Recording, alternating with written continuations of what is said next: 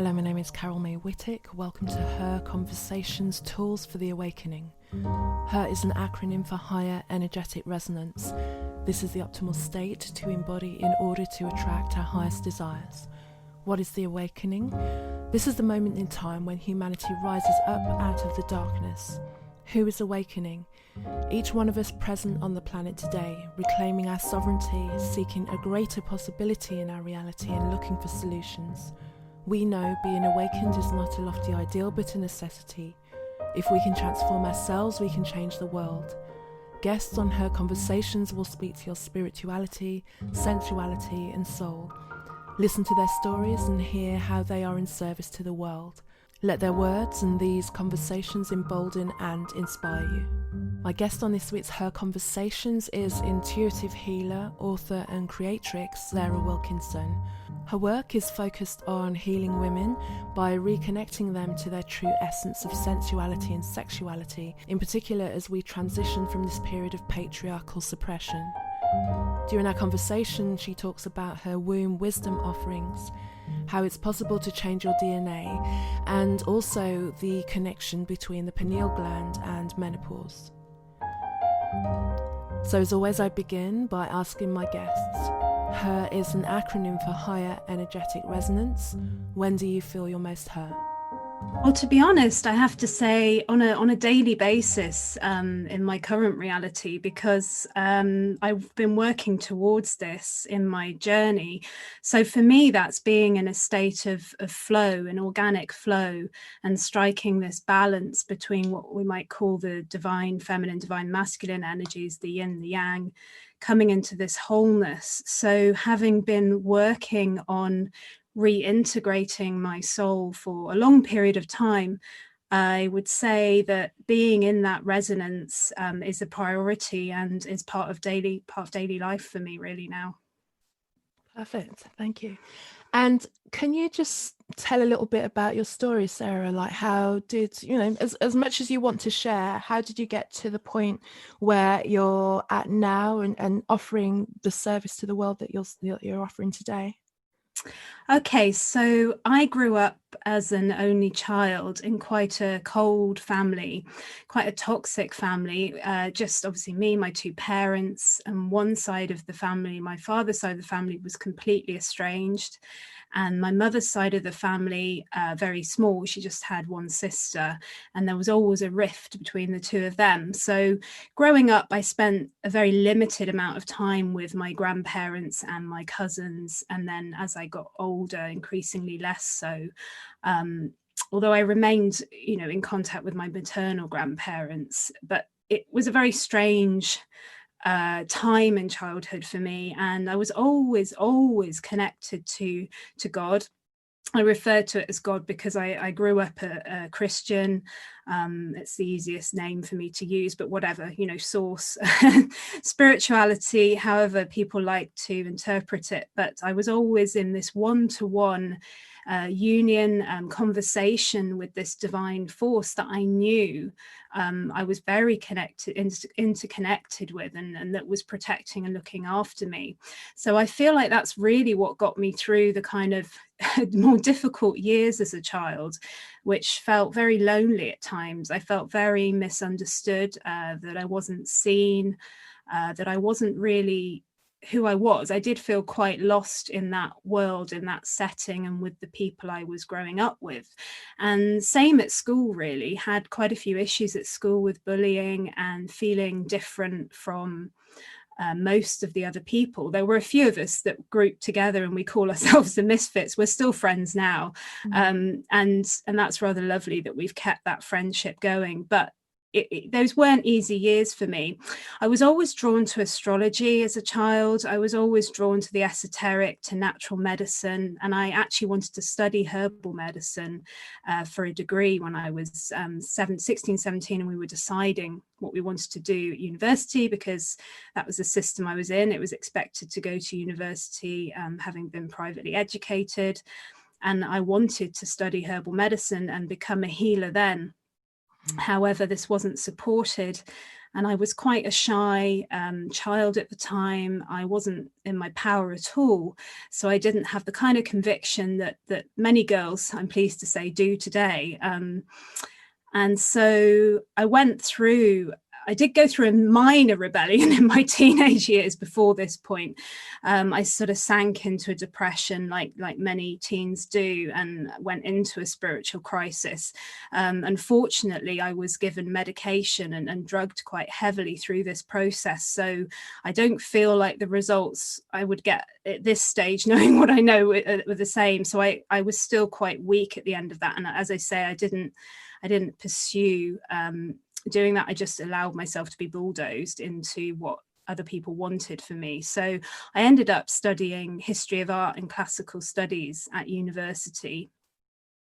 Again, I didn't find this, I enjoyed what I studied. I've always been interested in many things and learning different disciplines, but I didn't enjoy the environment of university. I drank too much. I kind of tried to escape from it all, and actually had my first conversation with a psychic medium within the first month of going to university. I had this phone conversation, and it kind of freaked me out, because the first thing she said to me was, you need to expand your horizons. You need to get out and expand your horizons.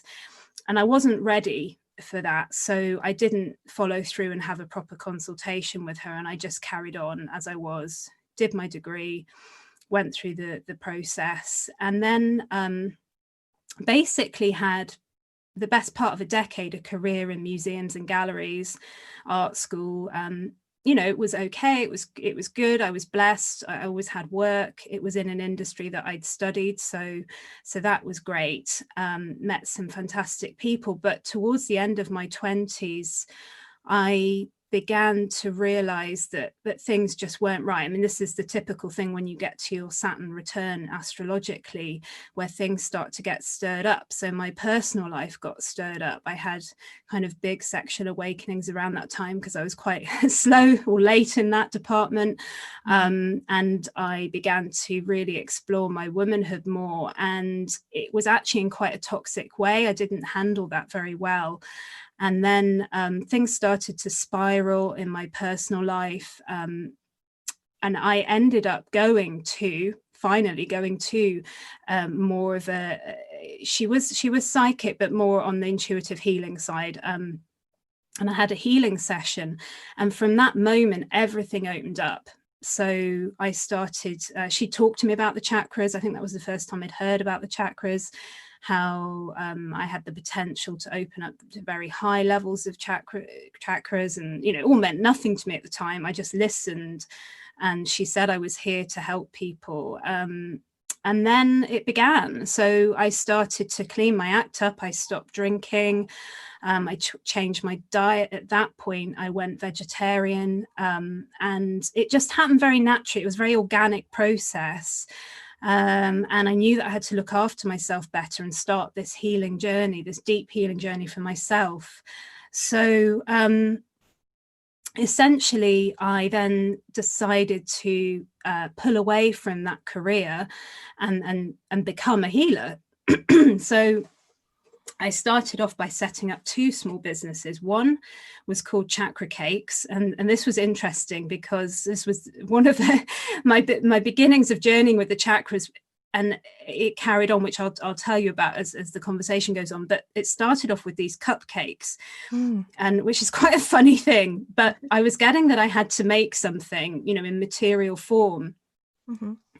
And so I started to make these cakes, and they were organic to start with. So I made organic cupcakes for each season, and there were 7 cupcakes for each chakra for each season. So this was my thing. And actually, when I left my job, I took some in as a parting gift, and people intuitively picked the cakes they were drawn to, and I told them what that was about, and so on and so forth. So simultaneously to the Chakra Cakes, I was running something called the Quantum Room, which was my healing business, where I was doing hands-on energetic healing. And I decided to start by, as many people do, exploring things like Reiki, which I didn't get on with at all, but I took the tools from it of how to, work hands-on with energy, and made it my own, really. And I also studied past life regression and future life progression, and got into these kind of modalities for a while, and a little bit around crystal healing as well, and sound healing. So these two businesses were running alongside each other, and then I was called to design, create some herbal teas that would go with the cakes. So two chakra teas, and I still blend those to this day. Again, just a big download. I knew instantly what had to be in them. It wasn't something that was over intellectualized or thought about. It was just, this is one blend, this is the other blend, and they're therapeutic. So I did that. Initially in my healing practice, I was working with both men and women back then, and simultaneously running the Chakra Cakes business, which then developed into catering for events with savory food for the chakras too. And this was an interesting trajectory, because I found that I met someone who I went into a business partnership with very, very quickly. And in that business partnership, I decided it was time to create a whole new product range that was vegan. And actually, by this point, the cakes had transitioned to being vegan. They'd taken a journey, and I was ready to become vegan by that point. So if you remember, I had gone vegetarian, teetotal, and now the cakes are sort of journeying with me. I'd actually been called to make the cakes for an event at Hay House, and one of the authors was vegan. So they had requested that the cakes be made vegan. And that was when I started to get interested in becoming vegan myself. So this new product range I created in this business partnership, part of that were candles for the chakras. So aromatherapy candles. Again, I always tended to use like two or three different essences. So in the cakes, off the top of my head, I think it was two. And in the candles, I was blending 3 essential oils, as far as I can remember, for each chakra. And that process of making candles, looking back on it, was fascinating, because I had a real struggle with some of the lower chakras in making these blends. I mean, candle making is not an easy thing for anyone who's tried that, natural candle making. It is a science, getting the wick correct and all of that. But I found that the upper chakras, I had no issues with at all. These candles were turning out really, really well. And so, as I said, in hindsight, I've realized that this was all to do with my own journey within my own chakra system. So that business ended as soon as it began. That was quite a traumatic experience, actually. It was quite an unbalanced relationship between the two of us. And it highlighted to me again some of these issues around abuse, really, that I'd clearly been through as a child, but not realized I'd been through at that time. So again, with hindsight, one can see why certain souls are sent to you to mirror things, so that you can understand where the healing needs to take place and the integration needs to take place. So throughout this whole period, I was continuing to learn about myself. I studied astrology. As I said, from a child, I was very interested in it. So I finally decided to start self-studying around Western and Vedic systems of astrology. I was experiencing healing treatments like acupuncture, osteopathy, chiropractic work, anything I could to get me into a better state, basically, because I knew that I had to go on this quest, as it were. And part of me being a good healer for others was to continue that journey into wholeness myself. I couldn't increase my abilities to heal without doing that. So it was an interesting journey through my 30s, really. I'm now 39, and I had been told in my mid-20s that I had been an abused child. One of my mother's best friends had actually had outed her, as it were, and told me this, but I wasn't ready to really accept it and integrate it. So it wasn't until I really got into my 30s and I was in this journey through my own healing practice that I began to understand what exactly had gone on in childhood. And it was psychological. It wasn't physical abuse. And I just at this point would like to say how important it is we acknowledge this, because often physical abuse will stop at a certain point when the child reaches adulthood, for the simple reason that they leave home and they are obviously physically able to look after themselves better than when they're children. With psychological abuse, it often just perpetuates and carries on because it's very subtle. And I was in an emotional enmeshment situation with my mother and her confidant, her kind of surrogate husband. All these things were going on, which of course are completely inappropriate when you look back at it as an adult. But what tends to happen with humans or souls that go through this experience, and many do, is you remain in a state of child psychology without even realizing that you're in it still. So it will perpetuate, and you will want to continue to help to fix and heal that wounded parent. And this is what had gone on and was still going on with me. So even though I was in and out of depressive states and, it was being mirrored to me in other aspects of my life, that this had to be addressed. It really wasn't until I hit this Saturn return, got into my 30s, and then had a real showdown with my mum. It came to a big climax one Christmas. And it took me, it took me 8 years through my 30s to actually deal with this with her. So there was a lot of yo-yoing in and out of her life. And until I got to a point where I cleared and healed enough to be in my power to basically come to a point where there was no anger or resentment or any of that. I mean, the thing with this kind of abuse is one does need to face it and integrate it. To make excuses for parents, it doesn't help. You need to really go into it and deal with it and feel all the feelings you need to feel, and then you can come to a point of forgiveness and acceptance. However, even when you get to that point, you have to be discerning around whether that parent can remain in your life or not. And in my case, I knew I couldn't continue to do this work going forward with people if my mother did remain in my life, unless she shifted as well and met me at a halfway point.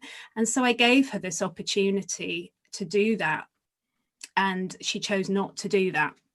So that was my moment where I decided, okay, well then there we go, enough already. I'm heading towards 40 and I've got a lot of work to do here, and I've got to do this. So, and I know that my role really is on a personal level to start a whole new branch of my family, if you like. So sometimes this does require cutting off the dead wood. You can see this in nature. And so it's really about having a more unified family setting going forward. And I think because I experienced the polar opposite of that as a child, right. A, being an only child, and B, being amongst two parents that were just, not happy together, and didn't do anything to remedy that. And then, of course, as I said to you, the branches of the family that came off that either side were also unhappy and toxic. So for me, it's like a whole fresh slate, a new start. And I've been in preparation. I haven't obviously yet had the children, but I've been in a long preparation really since 2017, where I got this insight that I was to have children. Now, the interesting thing is I'd never actually been maternal.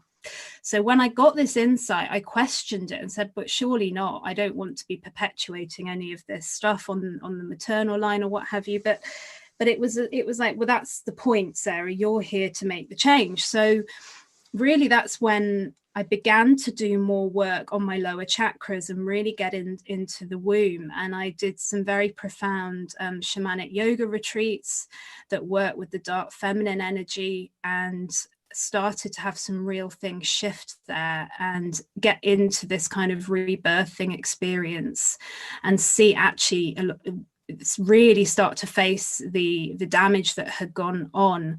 And that damage, begins preconception. I think a lot of people focus on childhood trauma and programming and so on from primary caregivers, but actually so much happens when the parents decide to even have a child. How healthy is their union at that time?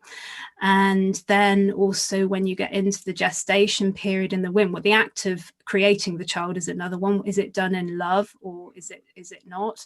And then the actual gestation period in the womb, it can't be underestimated how much influence this has on your life here. So this is now the work I focus on with women.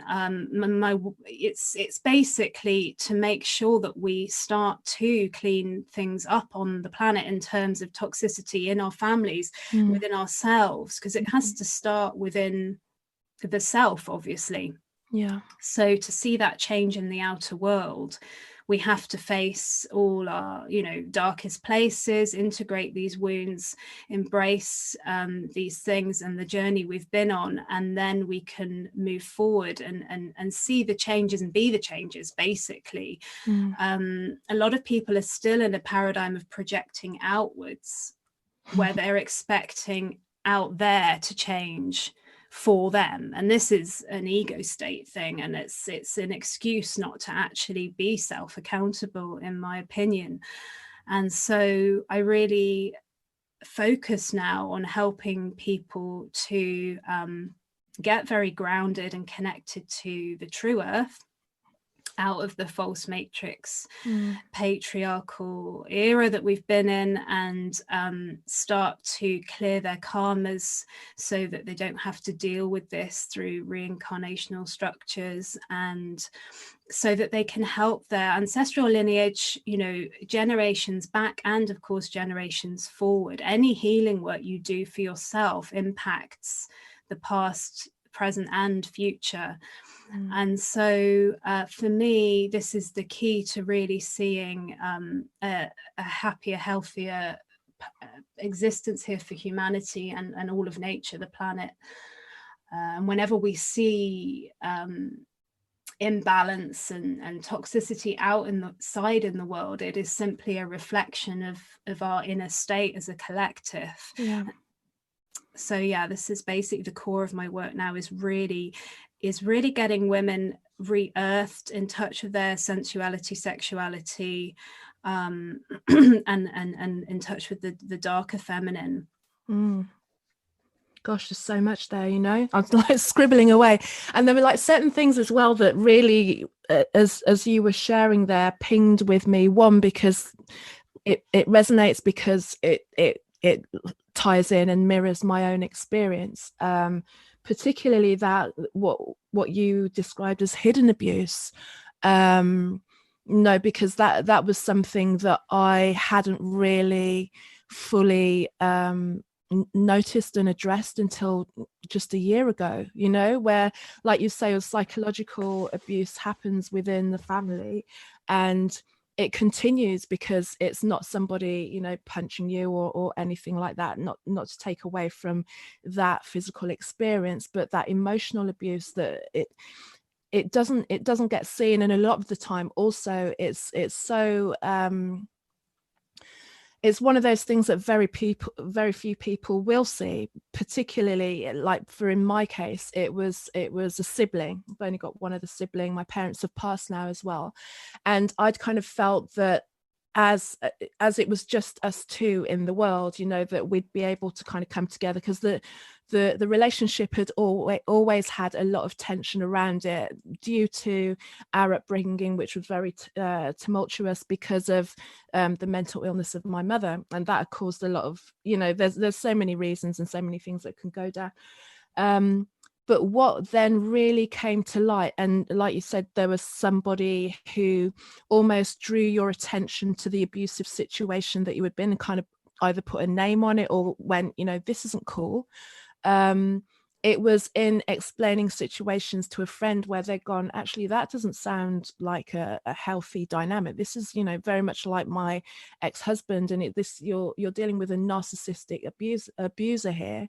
Mm-hmm. So then when I started to really investigate what that was, in terms of their personality, but also the way that I was reacting to certain things, it was like, oh my God, I didn't even realize, you know. And it took me into my late 40s to literally look at it and go, this is why it's always felt so wrong.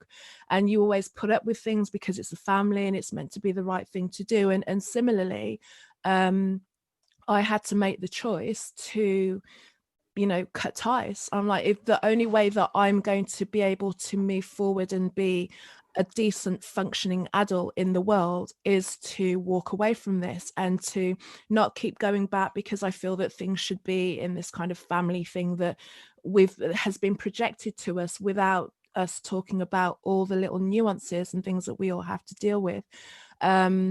And it was in walking away from that, and you know, it wasn't just walking away and then suddenly the flowers started blooming and the angels came down. It was like walking away from that and dealing with like months and months of real regurgitating things and like remembering things that had happened, like subtle things or very overt things where people, you know, things where I've been almost held up to ridicule for the entertainment of that person in front of the family. You know, they'd done and still have done a really good job at painting a very different picture of my personality to the majority of everyone else, and they believe it, you know. But it was coming to terms with that had been an underlying reality that I had put up with, and to an extent almost invited, by saying that I deserved it because I was guilty of not doing certain things. So it was all right for them to be a bit angry with me, and you know, the excuses that you make for somebody else's bad behavior. But then when I drew a line in the sand on that and just went, actually no more, you know, it was then it was that the same thing, like you said. It's like, I'm going to, because I you know, I've got to this point in my life where I'm like, you know, society says that it's kind of way too late in the day for you to be thinking about having children, but it like that desire won't leave me, and that almost that knowing won't leave me, you know. So I can't put that away. And if anything, I'm like really amping up the self-care, one, because the world is in the energetic state that it is at the moment, so you need to be 100% on your self-care in all ways, shapes or form. But also there's a knowing with me that I need to prepare myself mentally and physically to become a mother. So I get that real knowing from you as well, even though, you know, everyone be like, oh, you know, it's late, the clock's ticking. I'm like, no, I'm not done. I know that for all the things that I can do, with all the things that I want to do and create in all many different ways, that knowing that I have to parent, but at the same time be the curse breaker, because there's so many, you know, it's a heavy role to take on, as you must know. But it's just a knowing that, no, I know that I'm not done. That's that, you know, for all I could create $1 million empires, but it wouldn't give me the satisfaction. It just would, I know for a fact it wouldn't.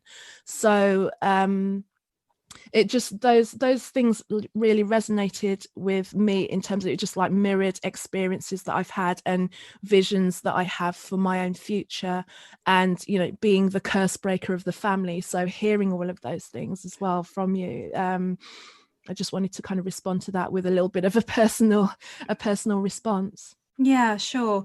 Well, I think the thing is, I mean, I look back and on my journey, and how, as I said, you know, even with sexuality and stuff, I was quite a late bloomer. Although one point I want to make is, as a child, I was incredibly sensual, sensitive, self-pleasured, all these things, but actually it got stopped. And I've heard a few women talk about this, where a parent walked in on them as a young child and told them it was bad or they shouldn't be doing it. And this actually happened to me by my father. And I know that left a scar, and it blocked me in these lower chakras around my sexuality and what is right and wrong, and expressing it. And of course we're dealing with centuries of female suppression here. We're dealing with a lot of abuse we've got to clear for our lineages in terms of sexual abuse, as well as violence and suppression of women. So it's tricky territory, but it has to be faced. And I think it's a blessing I'm this age and I haven't yet had children, because I am more spiritually aware and mature. I have done this work and now I understand this was my path. And it's absolutely, we've got to get out of this mentality of menopause as well. I've talked about this a little bit recently on an Instagram video.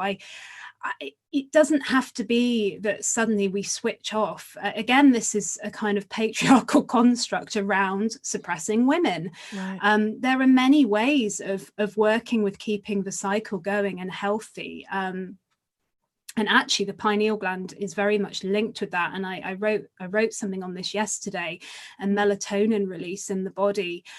This is the body, the seat of the soul, and where the body clock functions from. Wow. Can you elaborate on that a little bit? Sure. So it's, the circadian rhythms, how we work with nature, all comes from this tiny gland. And in a more metaphysical sense, when we talk about it being the seat of the soul, which is something that Descartes spoke about, for me, this is it's almost like it's the tiny seed in the brain, which I think kind of mirrors the womb, to be honest, when you have an embryo in the womb, and the two things are very interlinked.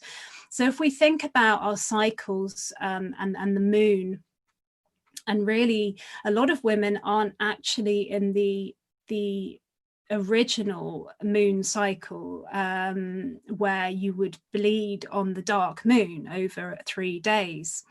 And traditionally, and this is going back pre-patriarch, pre-matriarch, like in an era where there was equality, which is what we're heading back into, something similar. So we're needing to remember this. And I'm sure many of us were incarnate in some sort of elevated form back then anyway. We maybe not these kind of bodies, but we're remembering what it was like. And in those days, it's said that everyone would stop on the dark moon. The men would stop working and the women would bleed. So the men would perhaps do more meditative divine masculine practice, and the women would connect with the earth and do more divine feminine practice, and the two would honor each other. And the bleed was never seen as something, dirty or like the major religions have projected onto it, which was all part of the suppression of the true feminine mysteries. So the moon, as we know, and there's a big rise in this now in consciousness around following the moon cycles and so on. But still, a lot of women's cycles aren't quite in sync with this. And I know this from my own and my own journey with menstruation. When I first bled in my early teens, I hemorrhaged for over 4 weeks and I was in immense pain. And again, this was something that was drugged and not treated holistically or with integrative medicine. It was dealt with in the allopathic way. So I also know the reason I bled so much now is because I was clearing a lot of my mum's own traumas that had been passed on to me, and kind of took that on for her, if you like. I was cleansing quite a lot. So essentially, I think the journey of journeying back into these lower chakras in the womb space and facing these places that have numbed out means that your cycle will often change and fluctuate. So this year, I had this kind of accelerated process at the beginning of the year where I was guided to go raw fruitarian. And again, this links very much so, I believe, with the pineal gland and melatonin secretion, because the original diet on the planet, and there's more and more evidence to show this, was fruit and nut-based, fruit-based from trees. And so I was guided to do this again as part of this heavy detox process, because one has to work at all levels with this, at the energetic, the emotional, the spiritual, and the physical. And so, I was very good at working at the energetic level. and the spiritual levels, but actually to start working in the more physical dimension with this was time that I really did this cleanse at that level. Even though I'd been vegan for 6 years, I still had these toxins built up in me. And so going raw fruitarian really purged out the last of what needed to go. And I did that for 9 months, interesting enough, 9 months, which is a gestation period, of course, of a child. And then I was told, okay, now you can cook again. And obviously it's coincided with autumn, which is great. So I'm having just fruits, vegetables, nuts, and seeds. I don't have grains anymore at all. So this is the diet I'm on now. And I'm not saying this is for everyone. This has been my journey. But depending on the toxicity you're dealing with in your ancestral lineage, coupled with what you're currently surrounded by in your family or work situation, and the environmental pollutants, EMF we're dealing with, and all these additional things mean we do have to look at diet quite seriously, because back in the day, you know, in the early part of the 20th century, the planet was a much cleaner place. It didn't have so many cars on the road. It didn't have you know, technology like we have now, and mobile phones and so on and so forth. So we have to address this. And the soil quality, of course, has deteriorated over the years with the use of pesticides.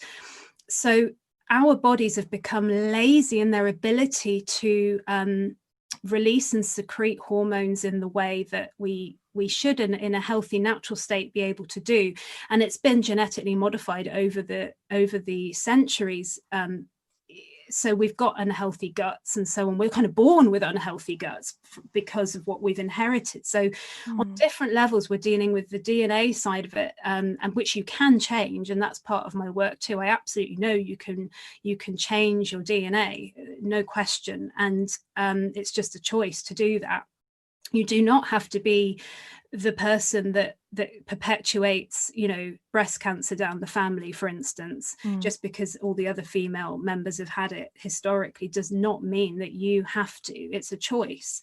And sadly, that isn't spoken about much in allopathic medicine, because there's an industry there, right? So we've got to look beyond this for answers now, around how we look after ourselves, and getting into the natural rhythms with the lunar cycle, and starting to look at the dark. This is all part of looking at the dark feminine, you see, because this is to do with the moon and the darkness. And another thing with the pineal gland is often you know, there's a fear of the darkness, and this comes from here.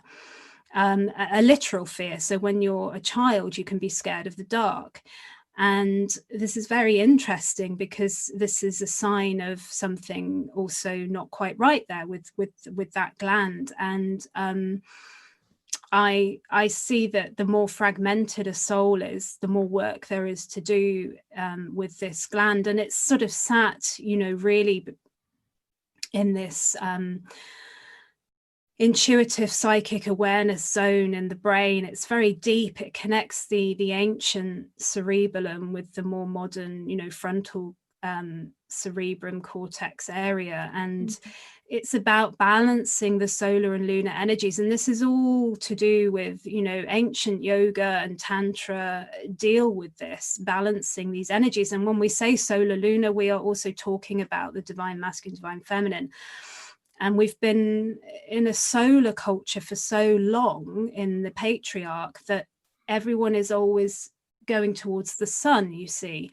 And the thing is, whilst we have, you know, the healthy side of this, of course, for growth and so on, we cannot neglect the darkness in favor of the sun, because it's an imbalance. And while we're living in polarity here, we have to address both. And the pineal gland sits in this place that is kind of central between these two energies, between the divine masculine, divine feminine. And it's kind of, for me, that's the bliss point. That's why if you get to a point where you're practicing tantric sex, people speak of this bliss point that they reach up here in these upper chakras. And it's that point of destruction, point of creation. It's where all things come from. It's where, you know, galaxies are created. And so there is an intrinsic link between this and the reproductive system, because it does govern how we secrete hormones, our hormone levels. It all starts with this gland. One thing that I wanted to touch on, a number of things, but especially when we're talking about, you know, the rediscovery of sensuality and sexuality within the feminine, and I suppose to an extent within the male towards the feminine. And the images that were flashing up in my head were of the over sexualized female, you know, that is portrayed in the media and kind of affects the mass, and the way that they women view themselves, almost like it's this kind of performative, aggressive display of, you know, like tits and ass more than anything, as opposed to like that real depth of, I know who I am as a female, I'm connected to that. Do you do any work with regards to kind of bringing, you know, women who've spent so much time being influenced or feeling inadequate? Because you know, none of us are that. You know, even the pictures of whoever is portraying that image is not that. And there's this kind of like the feminine that you offer, and the real feminine power is just this thing that is never spoken about, or if anything is dismissed as like unattainable or woo woo or wishy-washy, or how did we get so far away from what the truth was? Well, again, I think just going back to, you know, major religions, I mean, this was a big moment, the rise of the Father Church, so shall we say, where the priests were said to have taken over the powers from the priestesses in the ancient temples, and that these temple sites are where they then built the churches. And there are many theories around this, that basically there had become a bit of a matriarch situation where the women had started to abuse their power because they had wombs, and they therefore had more access to harnessing the divine feminine energy. And then it was thought to be a retaliation of the men to counteract this. And so that's why we swung to the other extreme, and the women were pushed into suppression. But you see, they didn't manage in that era to find a balance. And we could say maybe that was just meant to be. That was the evolution at the time and of the species, and that had to journey through both these eras.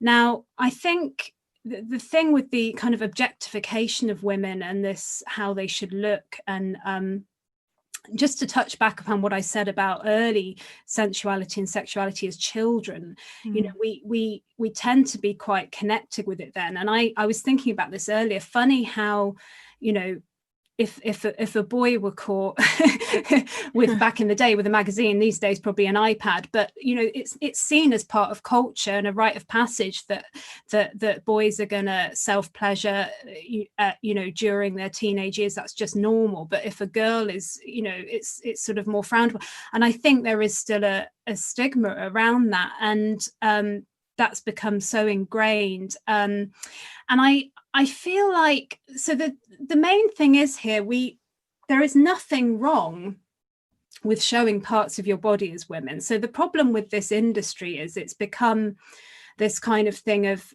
it's the good girl, bad girl syndrome. This is what I like to refer to it as.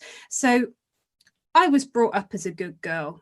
I went to Catholic school, and I was a good girl, you know, and I carried that paradigm through, which didn't do me any favors into adulthood. And then when I did choose to explore my sexuality, I went completely the other extreme.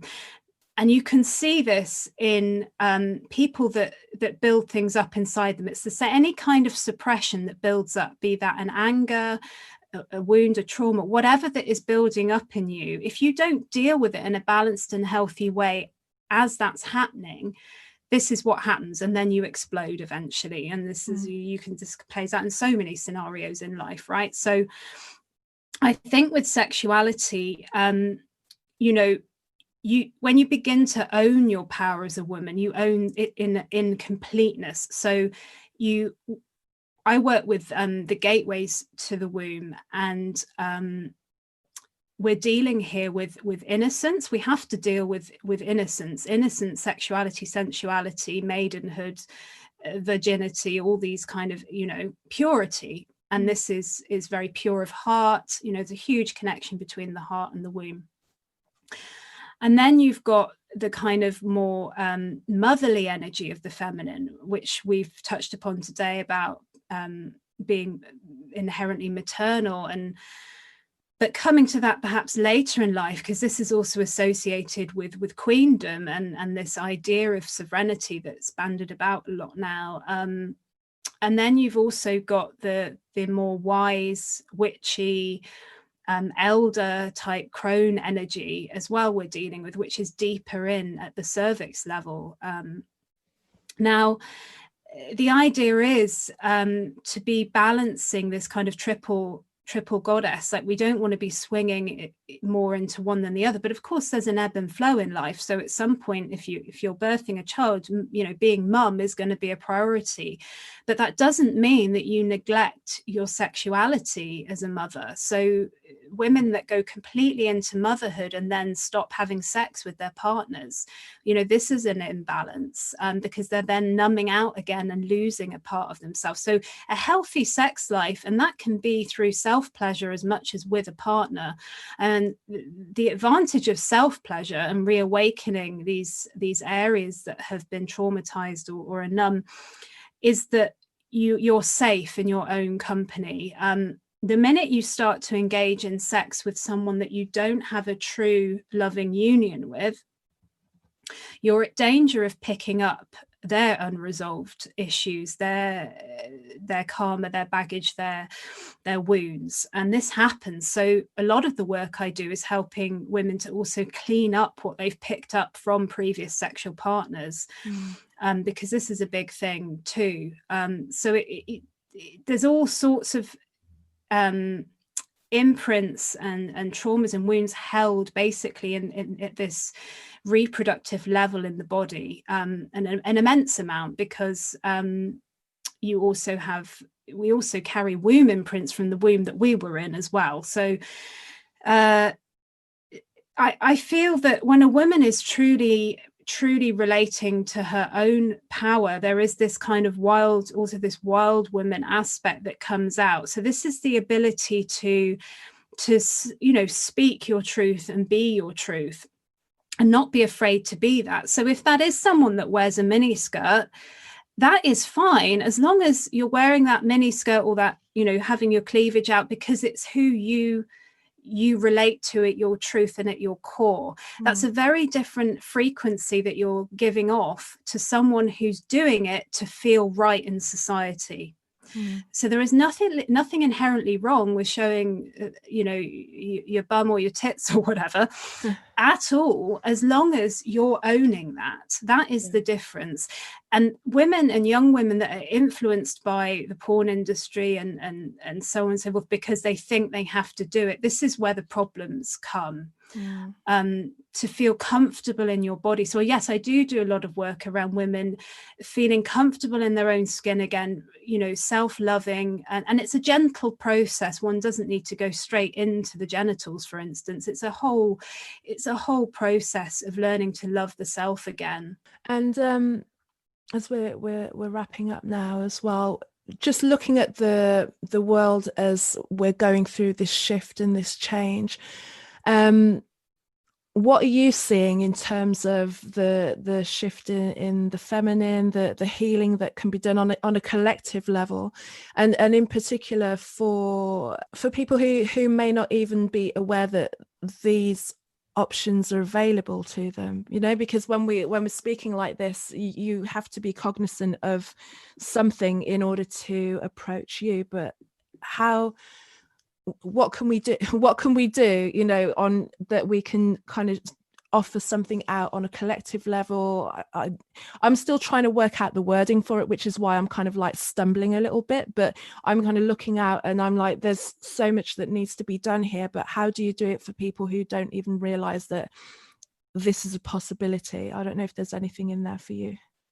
As I just returning back to doing the self-work and taking that journey and committing to that, when you start to face, and this is also known as shadow work in some respects, so when you start to face that part of you, that darker part of you that you've buried deep, or it starts to surface. I mean, at the moment, I would say in the last year, a lot of people will have been having dreams that have been kicking this stuff up from the subconscious, whether they've liked it or not, whether it's been a conscious intention or not. It's my understanding that with the current astrology as well, this is the point.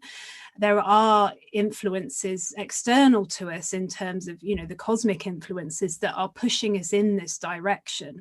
So to not resist that, and you know, the opportunities during lockdowns have been to be more reflective and introspective. And if you've chosen to do that, then I'm sure you'll be one of the people that have had some considerable growth this year. You know, to expand and grow, you have to do that journey within. Nothing outside will change for you unless you face that inner world and that void within you. So I think, you know, collectively being aware that we're going through a process and that there's a lot of people resisting it still. So there are a lot of people that are wanting to just keep running, keep on going, keep on cycling, keep on whatever. You know, there are so many things you can do to just start the process. You know, connecting more with the water element is part of the feminine, you know, so maybe choosing to swim, ideally in fresh water, over running is a great way to start connecting more with the feminine energy.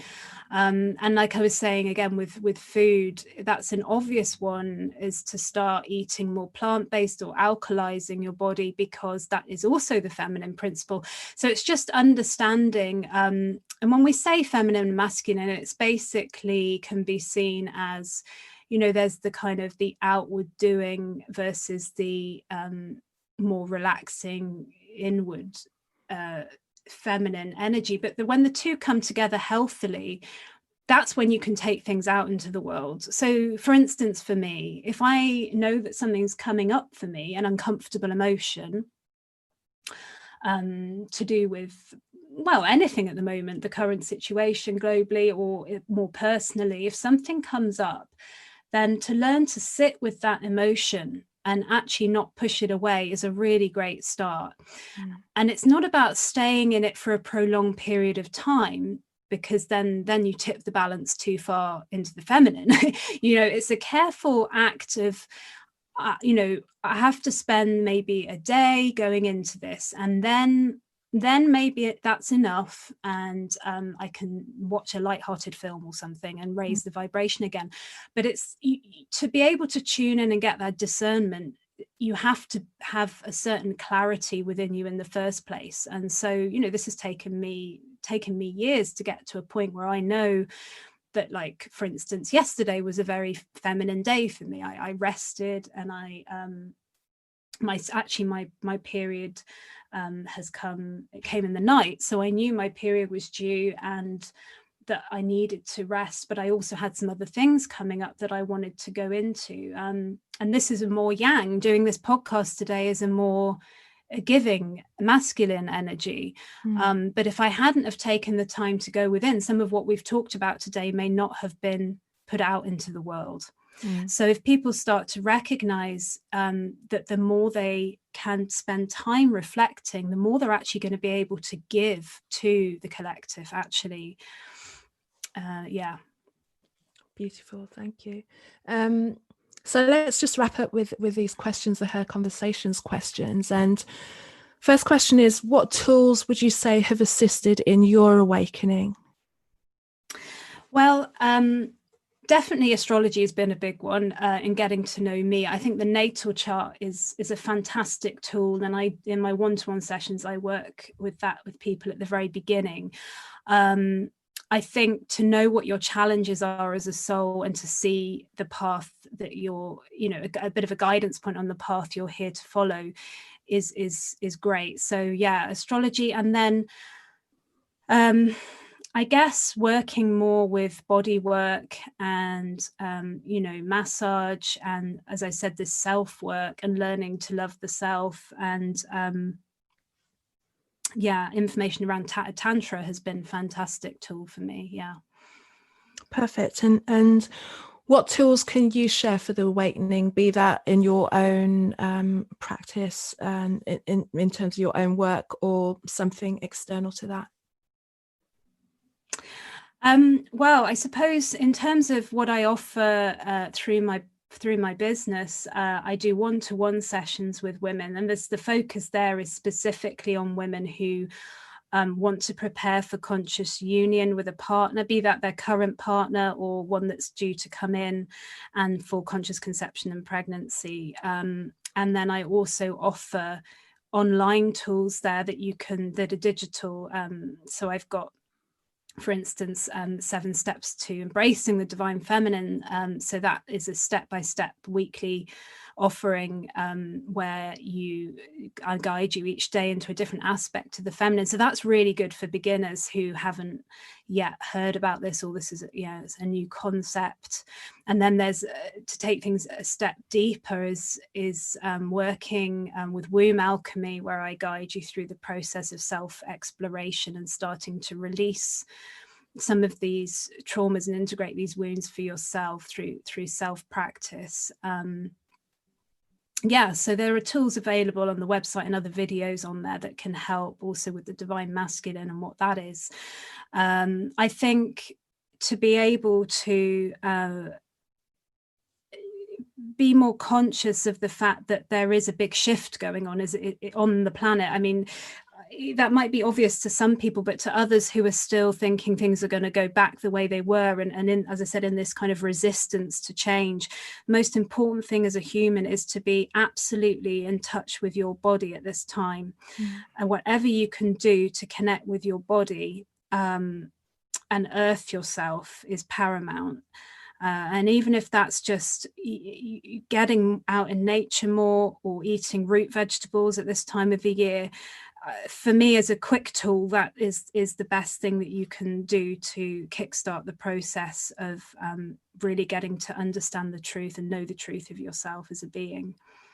Beautiful, thank you. And what are your favorite self-care rituals?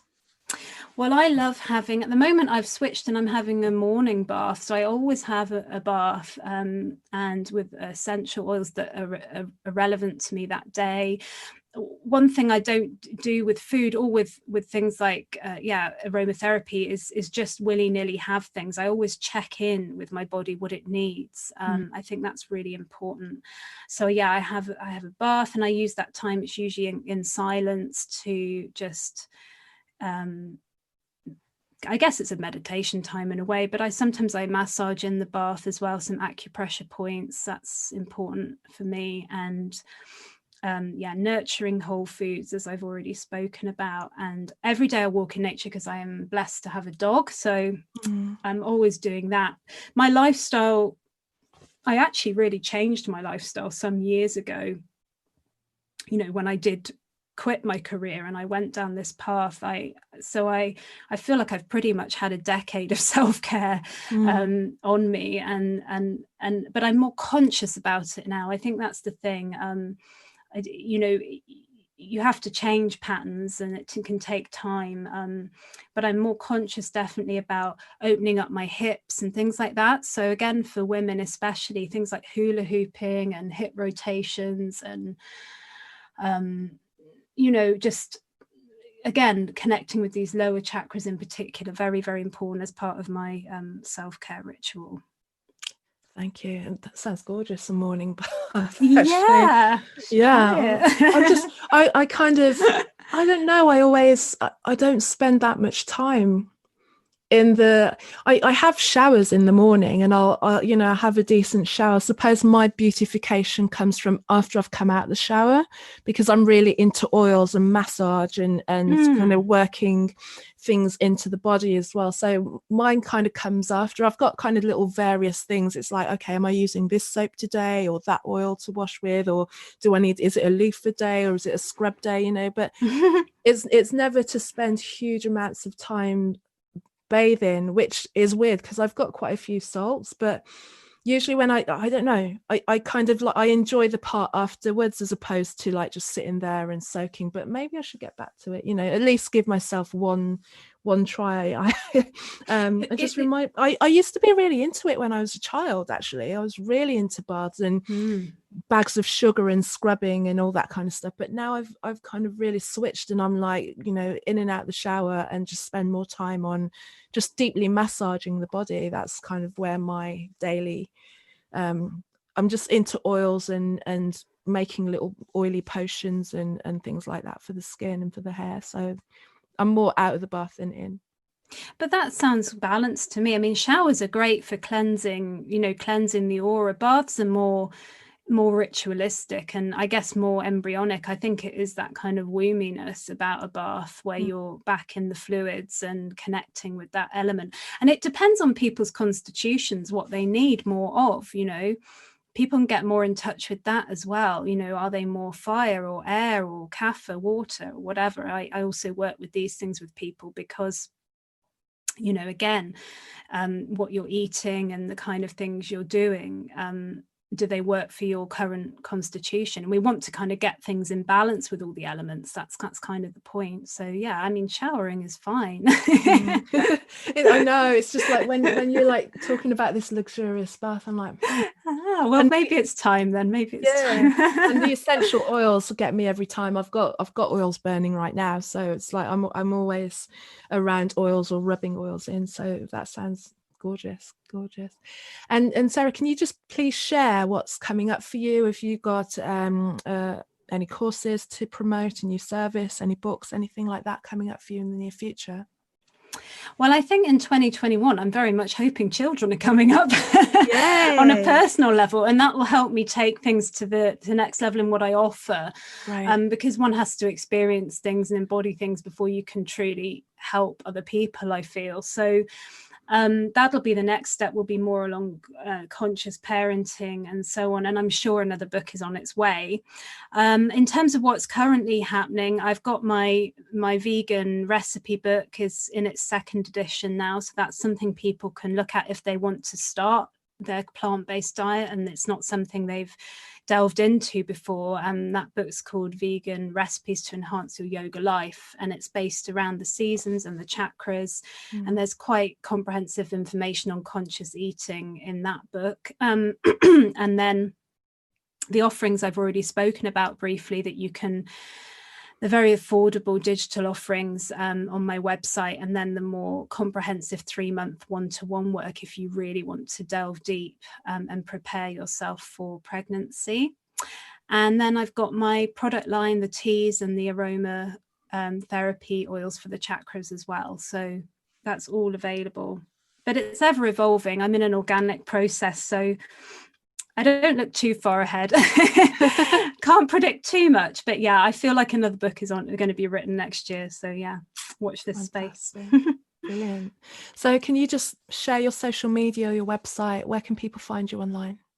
Sure. So my website is goldengoddess.uk. And you can find me on Instagram, goldengoddess_UK, and also on YouTube, Golden Goddess UK. Obviously, there are links on the website to the social media. Perfect. So great to have this conversation with you today, Sarah. Thank you so much, and just wishing you the best in the future and into your new journey into motherhood. I'll be keeping my eye on you, because as I said, that's something that I'm just really feeling and not in any kind of desperate way, you know, because there can be this kind of like angst and energy around that. It's just like, this is something that's going to come up, prepare, you know, it's more of a like, let's get ready for this to happen. even though that, you know, on the surface of things you wouldn't be able to see anything that looks like that, but it's just like, no, this is going to be a thing, it's going to happen. So I'll be interested to follow your journey on that too. Oh, thank you. Thanks so much for having me. Thank you, Sarah, for being a guest on this week's Her Conversations, and thank you for listening. You can find out more about me by visiting my website, which is carolmaywhittick.com, carolmaewhittick.com. You can follow me on Facebook under the same name, and I'm on Parler, Instagram, and on Twitter under Casmic. That's CAZMICK. So enjoy the rest of your week, and till the next time, thank you for being here now, and have a good one. Bye.